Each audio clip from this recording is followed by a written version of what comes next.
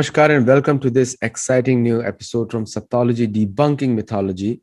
And here we are going to talk about some current affairs and mostly from my great friend Abhijit, who's very popular all over the net.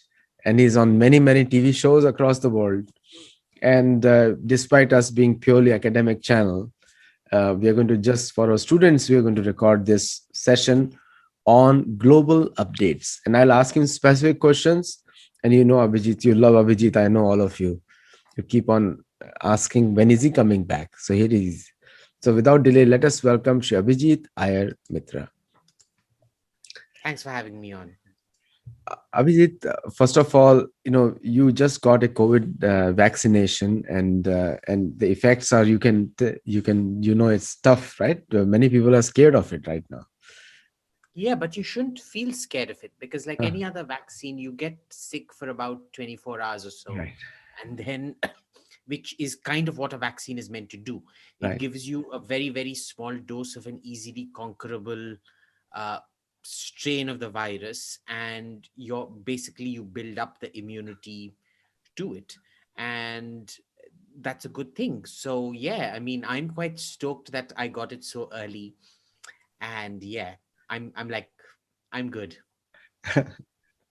So the recent, like most of the Americans may not know, but the recent we had the ceasefire with Pakistan. So Americans are usually confused: are they friends or enemies? Usually, the very mixed signals come out, and there is very So comic the series now easiest comes. answer to this is that Pakistan considers us an enemy. We, harbor these delusions of friendship and brotherhood and peace and whatnot. So yeah, if you don't know are they friends or enemies, welcome to the Punch and Judy show, because even our leadership doesn't seem to know if they're friends or enemies. Great analogy you put it together. Like there was a TV Netflix show called Madam Secretary, and in that Netflix show they show India Pakistan in a very funny way. I mean, and that's a general caricature. The entire State Department is confused how to view the relationship. It's like the husband and the wife. Adi, to be fair, Adi, Madam Secretary was one of the crappiest shows. I couldn't watch beyond the first 3-4 episodes of the first season because it's such idealized woke shit. I mean, I don't think that should be a general barometer. Look, there's the sort of Democrat understanding of the world, and then there's the uh, common American's understanding of the world. I think the common American, uh, despite all this reputation for being isolationist and racist and all of that, actually understands the world way better than most Democrats with all their pseudo sophisticated, pseudo intellectual rubbish do. And the clearest example of that is, and this is the main reason Washington, D.C. hates Trump so much, is that he proved 40 to 50 years of accumulated so called scholarship on the Middle East to be complete bunkum, right? He showed that America, the people of America, understand foreign policy far better than all the schmucks in DC. That's so true because that show just epitomizes what is wrong with the left world, and it puts into that perspective completely. So this that the samba between India and Pakistan, it just makes a laughing stock of the Indian foreign policy and the Pakistan also makes a lot of fun of them because everybody knows that it's a nation which is bankrupt, and it's a nation living on loans, and they take loans to repay the last loan. People know that when they talk the grandiose about conflict and the nuclear power, they all know it's a Chinese bomb they have, and that may not go off anytime without Chinese help. What is your view on that, sir? So here's the thing. This is what I worry about India sometimes. I worry about the collective wisdom of our so-called leadership, the so-called wisdom of our so-called leadership at times, because Pakistan is the classic case that you've gone and signed a ceasefire with them. Now, assume going and signing a ceasefire with, you know, a state that has an interest in disrupting the status quo. What it does is tomorrow they can, this is like having a ceasefire with Iran, saying we won't attack Iran, Iran shouldn't attack us, but you're free to go around killing people in Israel using Hezbollah and things like that, right? The net result becomes that Israel has to pick up the tab for your ceasefire. What happens here is we don't have a proxy like Israel, and Iran doesn't have a proxy like Hezbollah. Instead, it's the Indians who end up picking up the tab for the Indian government's foolishness. What happens here is tomorrow, if you have a terrorist attack on Kashmir or on Delhi, okay, uh, you are bound by the ceasefire to not retaliate to Pakistan, because Pakistan will claim this wasn't state action. This was alleged non-state actors who did this nonsense.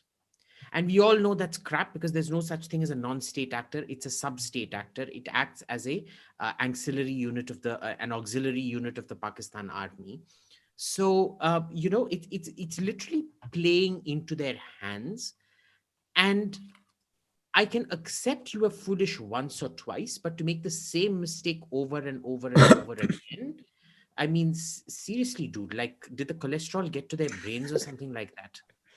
Totally. Same with China. Like the China is now again showing their eyes on Depsang, and Indian government wants to have the trade, and the China declared just India and China are friends. I have no idea. Like the entire American leadership, they gets completely confused what India is doing. Guess what? And guess what? All the bans on Chinese companies coming in have been lifted. Airtel, Airtel, which is India's biggest service provider, and it's also one of Africa's biggest service providers, essentially gave a contract to Huawei, a company known for its third-rate equipment and its third-rate material, and for creating all kinds of backdoors. I don't know if any of you are following this uh, uh, controversy happening with Papua New Guinea and Huawei. Essentially, China told Huawei to build something for Papua New Guinea. And now Papua New Guinea discovered that it was just rigged with all kinds of backdoors where the Chinese could spy on them, or the security was lax, nothing was working properly as advertised, all the standards were obsolete, so on and so forth. Now you are going giving contracts to Huawei, knowing full well that they have a history of spying and God knows what else. Best of luck. I mean, this is the kind of stupidity that the Indian leadership is famous for. Another important aspect which I really missed out is the democracy free democracy index against the report against India.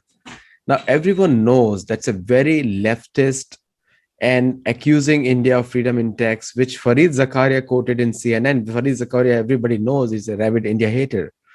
Now, why India did not object, or India has trashed his report, or what is it? I saw your recent talk on that as well. Look, first of all, I don't think we should ever take Fareed Zakaria seriously, because the people who look up to Fareed Zakaria in foreign policy would be the kind of people who look up to Kim Kardashian in terms of life advice. Okay, so possibly I know it's because he's all glam on CNN. There's this faux respectability around him, but mostly the people staring at Fareed Zakaria's face are the people staring at Kim Kardashian's big fat ass. Let's get Fareed Zakaria out of the way. Number one. It's also worthy of mentioning that his father was in Indira Gandhi's cabinet, was in the Indian cabinet at one point of time, Rafiq Zakaria. I think he was in the cabinet. But anyway, he was one of the most rabid Islamists you would ever find Correct. within Indira Gandhi's circle. So Absolutely. I mean, rabid and how? Borderline ISIS kind of rabid. I don't think that is a man to be taken seriously anyway, because we shouldn't, ascribe the crimes of the father onto the son. The father's crime was he was a rabid Islamist. The son's, it's not a, I mean, being stupid isn't a crime. Being a bimbo isn't a crime. So, sorry, a himbo in this case isn't a crime. So it is what it is. Now, let's come to freedom, uh, the Freedom and Democracy Index. Huge issues out there. First of all, remember, 1 year's report can't be compared with the next year's report. Why? Because the set of questions asked is different. It's not the same questions asked over and over again. It's not the same people asked over and over again. We don't know what the bona fides or the political inclinations or the political affiliations of these particular people are who they ask. There are way too many remarks that are just throwaway or not substantiated. One of the measures that they use, very surprisingly, is that many of the challenges that were brought up in the Supreme Court against the government went the government's way. What does that even mean? I mean, if the government is on legally solid ground, it's like saying to prove you're a democracy, the Supreme Court should rule against the government. This is the kind of academic standards that they have. All right. And they didn't even think twice about writing a statement like that. We think the judgment was wrong, therefore democracy is compromised. Okay, this is the kind of hogwash. I can go after page after page after page after page in there and tell you it's hogwash. Unsurprisingly, though, surprisingly for me, one of the things that India scored reasonably okay on was rule of law, when we all know rule of law in India is absolute SHIT. Why? Because India is a third world pre industrial country where the state does not have a monopoly on violence. Right? So, congratulations to them. They actually rated India much higher on the rule of law than I do. But, this is just one of those things. But as a rule, I have never taken these ratings agencies very seriously. And I'll tell you why. Ratings are meant for extremely simplistic people to order their minds. All right. This is why we love things like listicles and so on and so forth. The 10 worst movies that Elizabeth Taylor made. Tom Cruise's 10 worst moments. Why? Just because it brings hits, but it has no thought, it has no substance. It has, realistically, it has nothing going for it. It's just one of those vacuous need for the human mind to sort of order and organize things, which actually has no bearing on reality. And the main reason that these listings agencies come out is because, of a series of things that happened in the early 19th century. Russian bonds before the Bolshevik Revolution were rated triple A. Nobody saw the Russian Revolution coming. Well, nobody in the financial circuit saw the Russian Revolution coming. Same with the Shah of Iran. Nobody saw the revolution coming. So this whole rating agency, it started off as a good governance rating, which happened in the wake of 1979 and the fall of the Shah of Iran.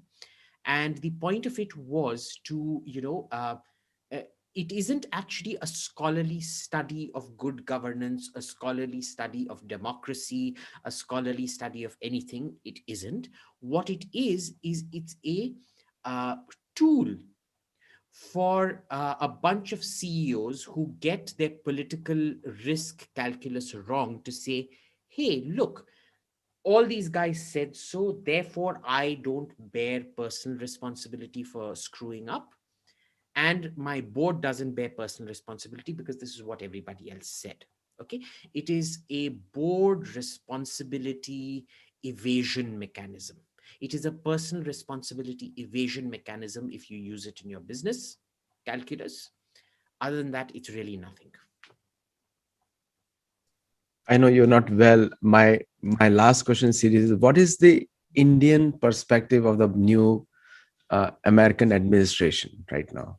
How do Indians view it right now? I don't know how Indians view it, but What is your view? my personal view is, I think I'm sitting down, I'm looking at a donkey's backside, waiting for it to shit. Thank you, I've Abhijit. never come across a more